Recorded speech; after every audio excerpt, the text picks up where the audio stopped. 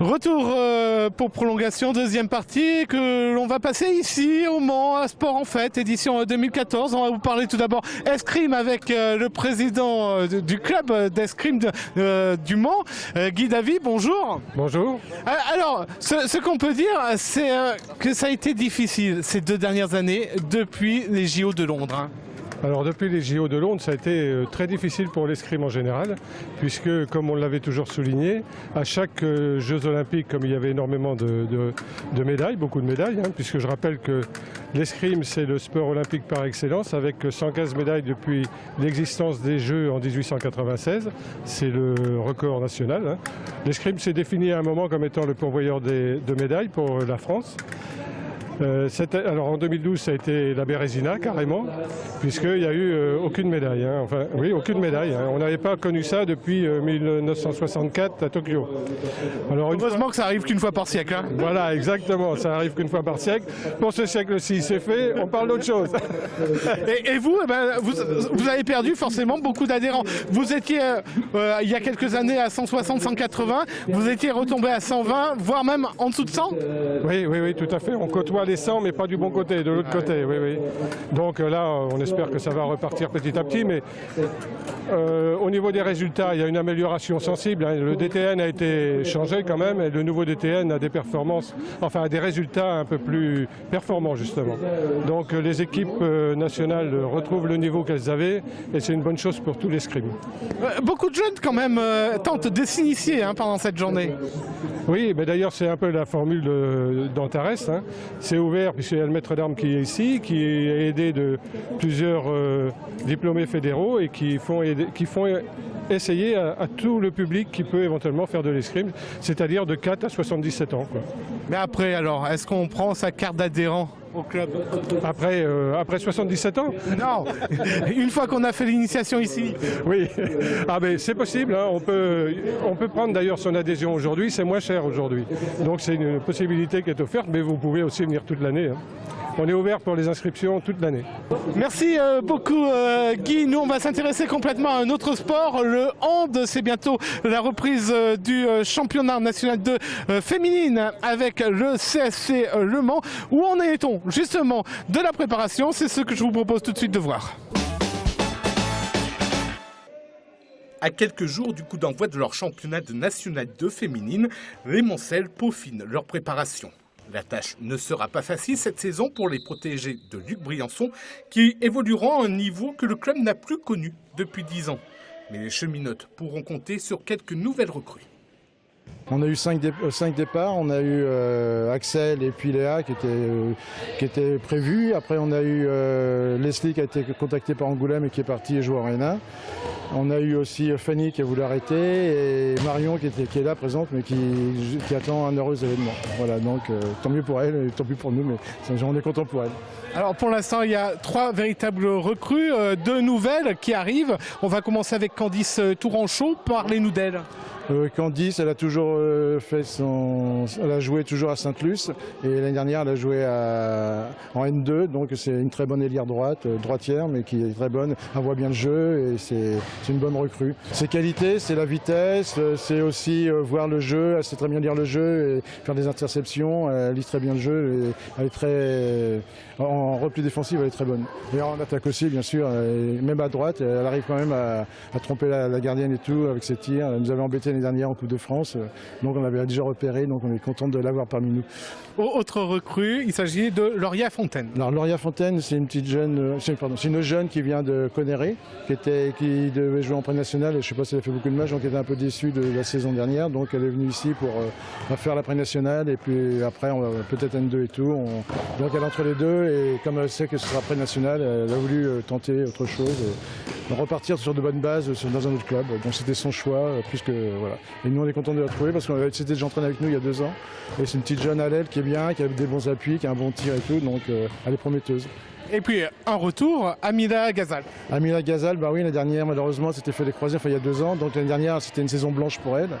Et là, elle a repris, elle commence à avoir des bonnes sensations au niveau de la course et tout. Bon, elle n'est pas encore. Elle a fait un an sans rente, donc on va aussi la laisser revenir tranquillement. Mais je pense que d'ici 1 mois ou 2, elle va nous revenir en très bonne forme et elle va nous faire du bien sur la base arrière. Alors vous allez connaître cette Nationale 2 dans quelques jours maintenant, ce championnat nouveau pour vous. Quelles sont les ambitions? Les ambitions, ce sera le maintien. On ne va pas viser autre chose, le maintien, parce que je connais bien Beauvais, l'année dernière, il y a 2 ans, qui jouait contre nous, qui avait été invaincu dans notre poule. Elles ont terminé 9e de cette poule-là l'année dernière. Donc on ne va pas non plus essayer de viser le maintien, pareil. On va essayer de viser la 8e, 9e place, enfin 7e, le plus haut possible. Mais on va essayer mais ça va être très dur, parce que les poules parisiennes sont très dures. Et ça, il y a beaucoup de changements à chaque saison. C'est jamais qui vient et tout, mais ils ont tellement de facilités financières. Et il peut y avoir 6 départs, mais il peut y avoir 8 arrivées. Enfin, en région parisienne, c'est que ça. Enfin, j'étais entraîneur de très longues années et c'était que ça. On avait 5-6 départs, mais on avait 8 arrivées et ça change tout le temps. Mais c'est pas facile. Donc ça a été une saison très difficile, très difficile au niveau jeu. Donc, mais bon, on a bon espoir de faire le maintien. On va y arriver.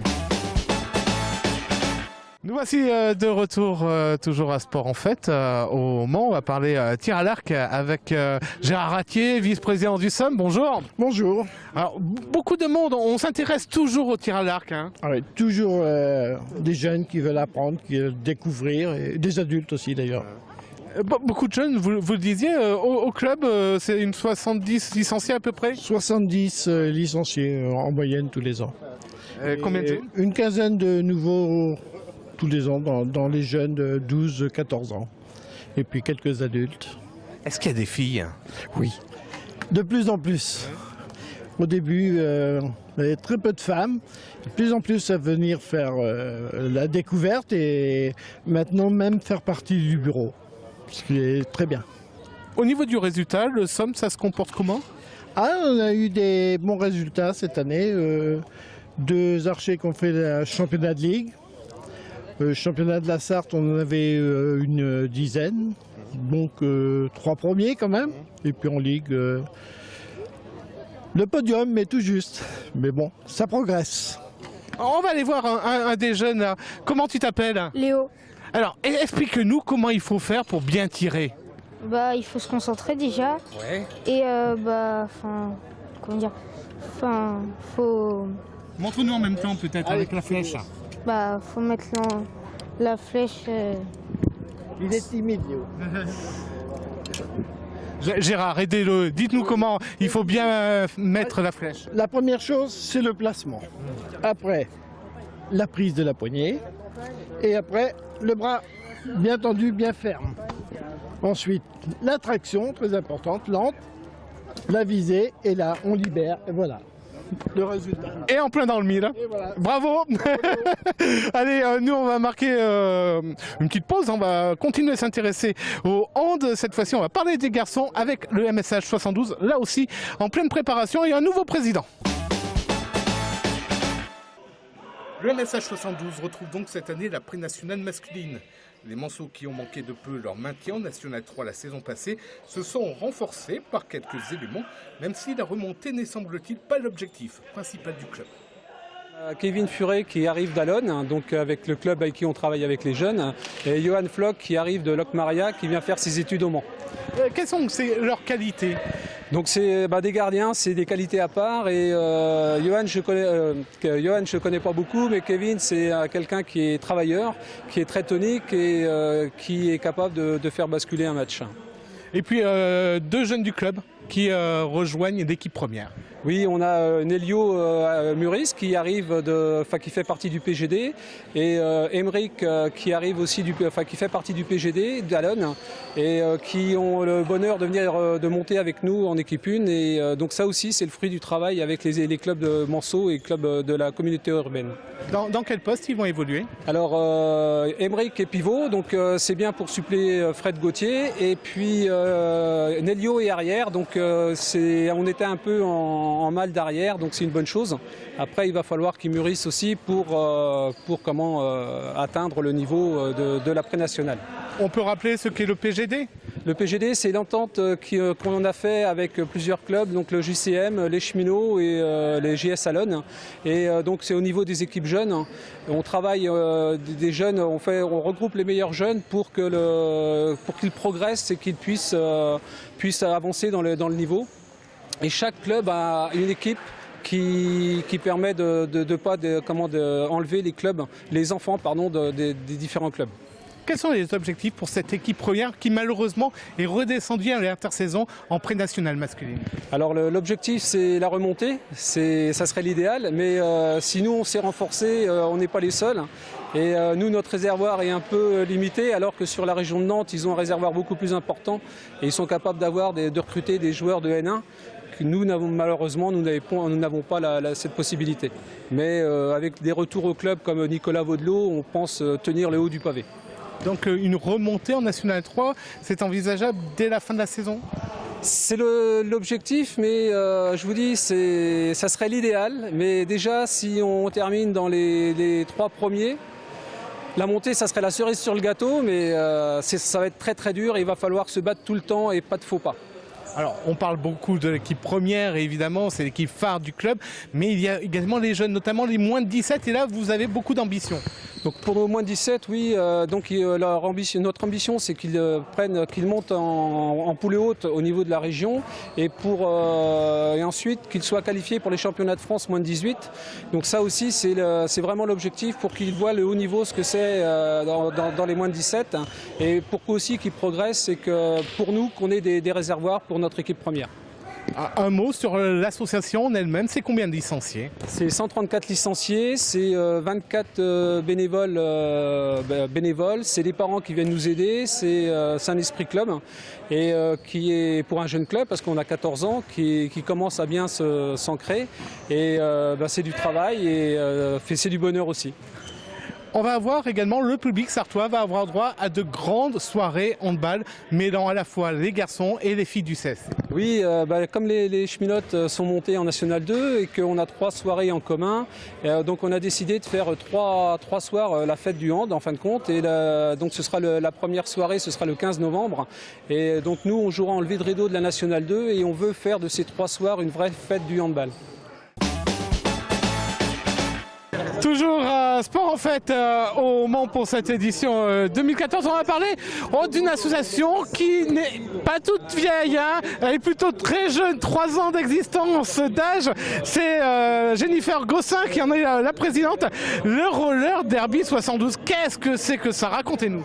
Eh ben, le roller derby, c'est un sport du coup de contact qui se joue en quad, donc les rollers 4 roues.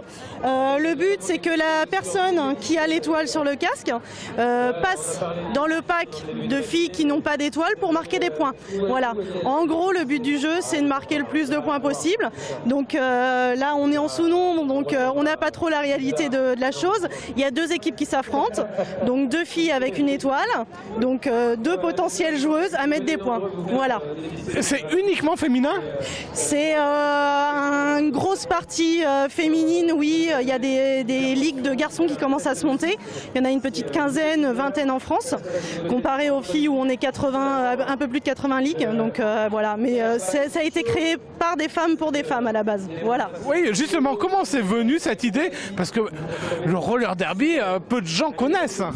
Eh bien, en fait, ça existe depuis les années 30 aux États-Unis. C'était une course à 2 personnes à la base, où on avait le droit un petit peu à tout, croche-pied, voilà, des petits coups en douce pour passer. Ça s'est terminé un peu en roller catch, ça a un petit peu mis les gens en froid. Du coup, ça s'est arrêté, puis ça a repris dans les années fin 90 aux États-Unis avec des vraies règles, des vraies règles pour imposer le jeu correctement et pas faire n'importe quoi. Voilà. À l'association, vous êtes combien pour l'instant? On est une petite trentaine, donc on cherche encore des joueuses parce qu'on manque de joueuses dans l'équipe. Donc voilà, on manque de joueuses, on on accueille des garçons aussi, on a une petite minorité de garçons, mais bon, qui sont motivés pour jouer aussi avec nous. Donc voilà, on accueille les gens majeurs par contre, parce qu'on ne veut pas non plus avoir des soucis avec les parents s'il y a une mauvaise chute. Donc voilà, mais on est quand même pas dangereux quand même. Ah non, c'est pas dangereux, mais c'est un sport de contact. Donc c'est vrai qu'on ne peut pas dire il se passera rien, on n'aura pas de bleu ou quoi que ce soit. On ne peut pas affirmer ça. Pourquoi des patins, on va dire, vieille génération? Je pense qu'à la base, les quads ont été préconisés pour ce sport parce que ça va moins vite. Il y a plus de techniques de patinage. Voilà, le but, c'est pas d'aller vite, c'est de faire des choses et mettre des stratégies en place. Donc voilà pourquoi les quads. Quels objectifs vous faites fixer pour l'année qui vient, les 2 ans? Cette année, on voudrait avoir une équipe de 20 personnes, qu'on puisse faire des tournois et qu'on soit pas entre guillemets en galère sur des matchs comme l'année dernière où on s'est retrouvé à 9 contre 14 où c'est physiquement pénible. Alors, ça nous a formés, mais c'est physiquement pénible. Donc voilà. Là, dans l'année, les 2 ans à venir, ce qu'on voudrait, c'est vraiment avoir une équipe de 20 personnes qui soit tout le temps là. Ce serait bien. Plus précisément des filles, hein, forcément. Plus précisément des filles pour nous, les Misfits. Voilà. Après, les garçons aussi recherchent des garçons pour venir jouer avec eux, sachant qu'ils sont obligés de faire une équipe avec des garçons de Tours, de Bourges et d'Orléans pour pouvoir jouer eux sur des matchs. Donc voilà, plus il y aura de garçons, automatiquement, il y aura une équipe de garçons montés derrière. Voilà. Il faut savoir faire forcément du roller? Eh ben non, quasiment toutes. On a commencé en faisant du derby. Donc voilà, on a un cours de patin par semaine qui est dédié à la technique de patinage. Donc non, on n'est pas obligé de savoir faire du roller. D'où les quelques chutes qu'on voit et là, ça nous fait patatras par terre. Bah ouais, puis surtout que là c'est un peu un revêtement en moquette, donc c'est pas trop l'idéal, mais bon, c'est juste pour montrer aussi aux gens qu'on existe. Merci beaucoup Jennifer pour nous avoir parlé de cette discipline. Nous, on va se quitter un instant, on va se retrouver dans quelques minutes ailleurs, au Grand Lucé. À tout de suite.